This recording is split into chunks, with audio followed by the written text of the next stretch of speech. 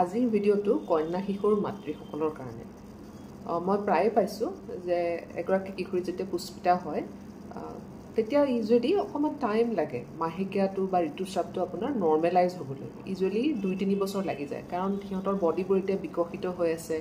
সিহঁতৰ হৰম'নেল বেলেঞ্চবিলাক অকণমান খেলি মেলি হৈ আছে সেইখিনি ছেটল হওঁতে টাইম লাগে গতিকে এইখিনি সময়ত আমি ইৰেগুলাৰ চাইকেলৰ খুব বেছি এগ্ৰেছিভলি ট্ৰিটমেণ্ট নকৰোঁ ছাপৰ্টিভ ট্ৰিটমেণ্টহে দিওঁ কিন্তু মনত ৰাখিব এইখিনি সময়ত যিহেতু সিহঁতৰ গ্ৰোথ পিৰিয়ড হয় গতিকে যাতে সিহঁতৰ শৰীৰত